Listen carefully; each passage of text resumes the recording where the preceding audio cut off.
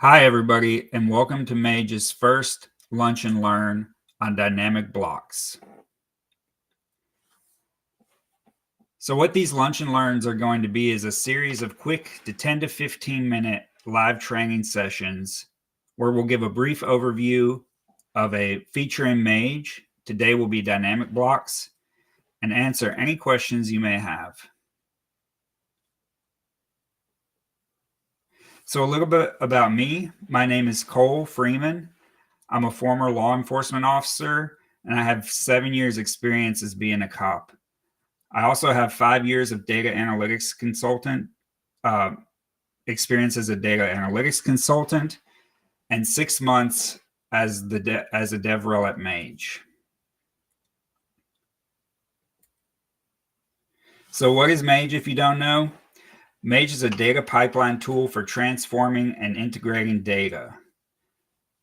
It's available in 2 versions. The Pro version is for teams. It's a fully managed platform for integrating and transforming data.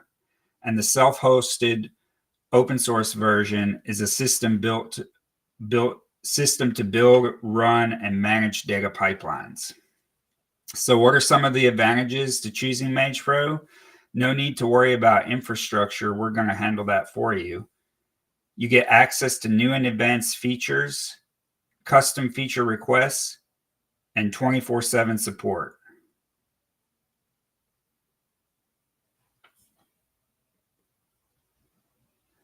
So let's get into what is a dynamic block. Dynamic blocks enhance the flexibility and efficiency by automating, generating, and executing multiple downstream tasks concurrently based on their structured data and metadata. When a dynamic block runs, the dynamic children blocks are created for the upstream block. One block that holds the data and another block that holds the metadata. You can see this here pictured below. What are some of the advantages of dynamic blocks? Dynamic blocks run concurrently without waiting for other blocks to finish. They reduce strain on your data systems and auto-scale your pipelines through your code. Mage open source dynamic blocks function using a nested structure where the outer list contains 2 inner lists. The first inner list holds the actual dictionaries of the data items to be processed. The second inner list holds the metadata dictionaries. A downstream block is created for each dictionary. You can see based on the code provided that the list of 2 dictionaries will be returned, a dictionary of users and a dictionary of metadata. Since there are 3 users, we will create a total of 6 downstream blocks. And next, I'll go ahead and demo that in Mage open source. So this is the Mage open source platform. We're in our edit data page. And what you're seeing is a data loader block. So this data loader block already has code in it. We're going to create a user, or we're going to create 3 users, append that to a dictionary, and create metadata for each user and append that to a dictionary. So after we enter in our code for this block, we'll hit the ellipses here with the 3 dots at the top. And we'll make sure that we want to enable this block as dynamic. I've already done that. Since it says disable block as dynamic, we're going to enable that block as dynamic.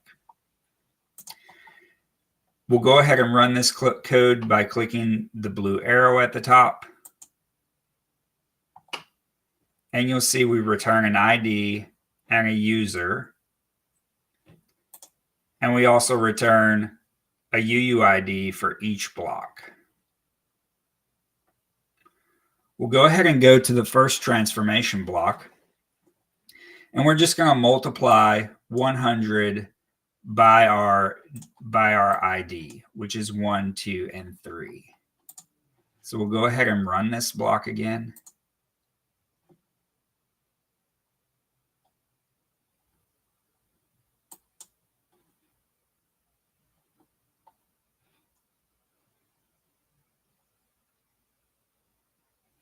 And you can see we have 3 dynamic child blocks completed,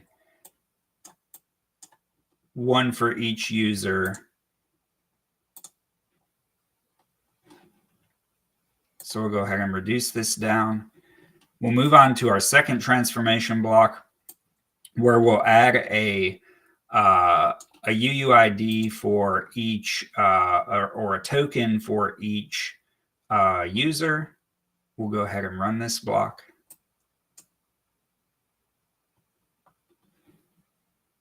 And you can see a token here has been added.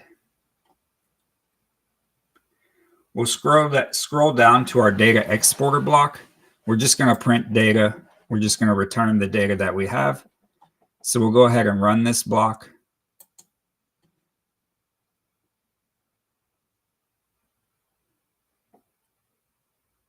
And you can see that we're returning the 3 dynamic child blocks. We're returning an ID, a user, and the token.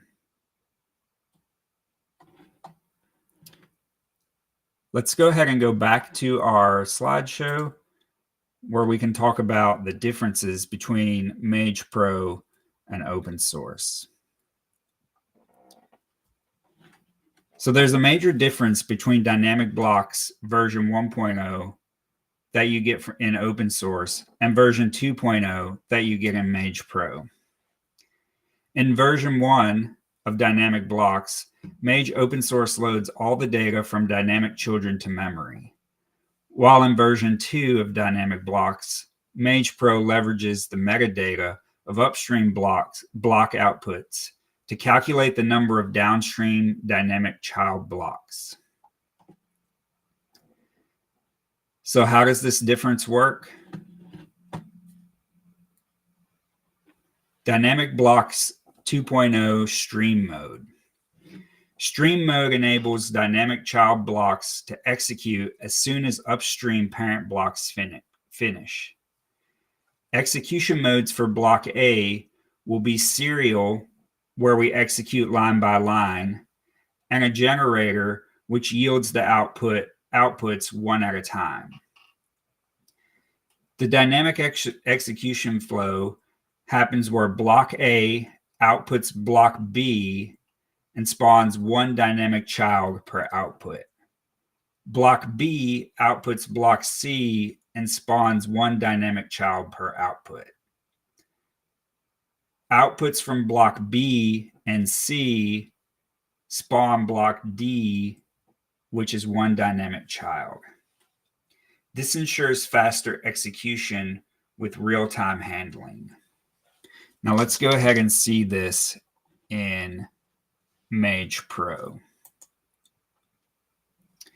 So we're in the Mage Pro environment. It looks very similar to Mage open source in terms of how the edit pipeline page looks. And we're going to process some data from Google Cloud Storage. So what we're going to do is we're going to extract a file and chunk 5,000 rows of data for each block. And you're going to see that we're going to yield that chunk. So we'll go ahead and run this code.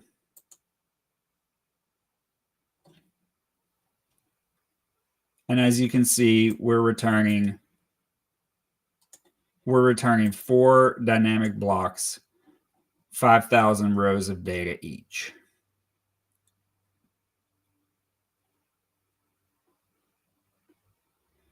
Next, we're just going to add a simple transformer block where we just add a risk score to the end of our data, and we're going to return our data.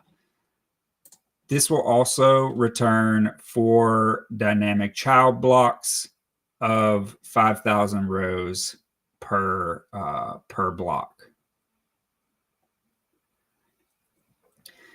And finally, we're going to export our data we're going to export our data into Google BigQuery. So we'll go ahead and run this block.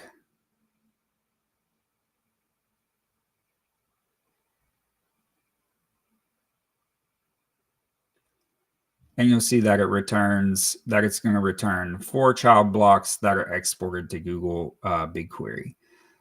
Before I forget, something I forgot to mention was you set the blocks as dynamic in the same way as you do in the open source. So you're gonna, this is saying disable block as dynamic, but if you had a non-dynamic block, you would enable it as dynamic by clicking the ellipses, the 3 dots, and then selecting enable block as dynamic parent. So let's see if our data exporter finished running. It did, and you can see that the 4 of 4 dynamic child blocks completed. Now, another way you can run a pipeline in Mage Pro is, and also in Mage open source, is to run this on a trigger. This will allow us to see the dynamic blocks created as it runs. So I'll go ahead and click into a trigger, and we can select the run once. We'll go ahead and click into this block runs, and you'll see how the dynamic blocks are spawned. Yeah, so I see that while this runs, I can see that there's a question. Can you please explain exactly what is a dynamic block? So a dynamic block, I'll go back to the slide and show you that a dynamic block allows you to enhance flexibility and efficiency, and the blocks will be automatically generated generated downstream as the pipeline runs. So it basically allows you to run your pipelines or blocks in your pipeline in parallel. Does that help explain that?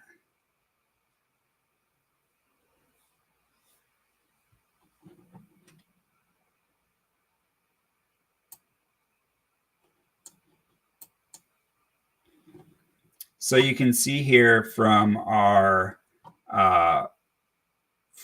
pipeline image that we do still have blocks running, but you can see how the dynamic blocks spawned 4 children blocks, and then from the dynamic child, the data exporter blocks spawned 4 blocks as well.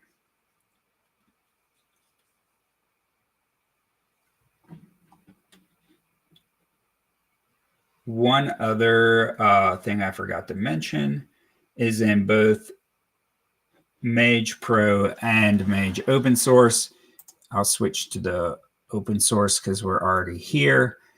You can reduce the block by selecting reduce output. And what that will do is it will reduce down your return back into 1 block. So we'll go back to open source to see if it's finished running, and it's completed running.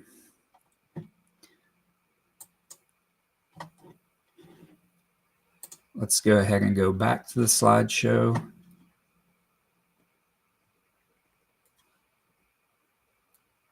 Okay, are there any additional questions?